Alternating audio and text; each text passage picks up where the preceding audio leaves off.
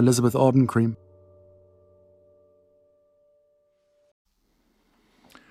This one's wife. Beige.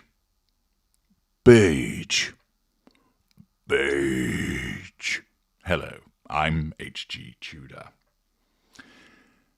This one's wife once complained about the fact that when she was a working member of the royal family, that she in effect had to wear beige as a consequence of the fact that she wasn't allowed to take away attention or overshadow other members of the royal family. That was a revision of history and a lie. After all, we saw her in a multiplicity of different colours, some quite striking, for instance, at Kermit Goes to Church. Furthermore, when she was asked to wear a particular colour scheme, for instance, the blue and white for the christening photograph, she didn't. And, narcissist that she is, in order to try and make it all about her, she turned up wearing turd khaki. Entertainingly, since her departure as a working member of the royal family, she is often seen in beige. Camel, taupe, biscuit, describe it as you will. And it caused me to coin the phrase the Duchess of Industrial Beige as a consequence of not only her predilection to wearing the colour beige, but because she is of such a beige personality. She's bland, she's boring, she's talent-free, charisma-free, humour-free. This creates this bland personality, and it isn't the case that she wears beige to acknowledge the fact that she's bland and boring. Far from it. She thinks that she's a bon viveur, the heart and soul of every gathering, issuing interesting bon mots left, right and centre. No. As ever, her perception of herself is completely detached and distinct from the perception that everybody else has of her, such as the way of the narcissist. But this one's wife regularly makes an appearance in beige. And she's at it again in the hastily cobbled together promotional video that she put on Instagram as a consequence of the fact of favourable coverage of the Prince and Princess of Wales just recently. If you can stomach it, let's have a look at the video, and I'd like you to focus on what she's wearing. Try to avoid the awkward hugging and the man hands chopping through the air like a pissed-up ninja, the absence of any cooking going on, and instead you can just look at what she's wearing. Here we go. Laid under the willow tree, the last weekend of summer, the empire at our fingertips, the autumn to discover. There we are, and what do we have? Well, it starts off with her wearing beige. A beige top, beige pants. When she's coming through the door, it's perhaps got a little bit of pink in it, but it's fairly beige looking nevertheless. Even the dog's sporting some beige. Then it's back to her. The beige top you saw earlier is there, with a beige and cream jumper, so all looking fairly beige.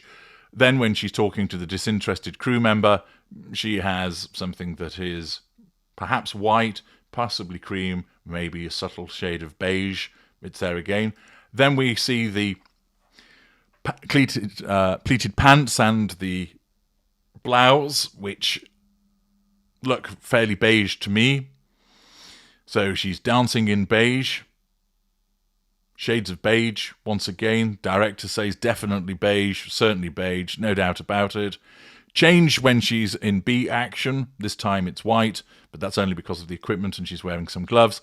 Then we're back to the beige skirt and the beige jumper and the beige top as she's writing on the chalkboard. And then the beige top appears again when she's wearing a beige apron. And as her and the Prince of Pink Pancakes exit, she has a camel-coloured coat on. Beige, beige, beige. Different outfits, all beige. Now, one of the interesting things about her royal beigeness is the fact that that is the foundation, if you will, of who she is. A dull, bland individual. And therefore, because that's the case, her narcissism causes her to pinch aspects of other people's work, lives, and personality to make herself look interesting. I've told you about this before. This is the process of character trait acquisition. whereby her narcissism subconsciously instructs her to behave in a particular way to try and present an outward image that is interesting, fun, charismatic, that draws people to her, making it easier to control them and to draw fuel from them and to access residual benefits. Now, you may be familiar with a song by Pet Shop Boys, Too Many People, which was released in 1995. If I remember correctly, it was a B-side. Have a listen to the lyrics. I sometimes think that I'm too many people, too many people, too many people. I sometimes think that I'm too many people, too many people, too many people at once. The husband or the hedonist, the businessman or the communist, the artist or the showbiz creep, the lover or the nervous geek. The question of identity is one that's always haunted me. Whoever I decide to be depends on who is with me. Then the chorus comes again. The tactless twit putting his foot in it, or the sensitive soul who's a role model. The urban jet setter never at home, or the country recluse just leave me alone. Another example in the verse. The intellectual and bon vivant, or the naive simpleton so immature. The devoted son and family man, or the wicked uncle who doesn't give a damn. Songwriters, Neil Tennant and Christopher Lowe, of course. And although that's written from a male perspective, it's an excellent example of the shape-shifting narcissist.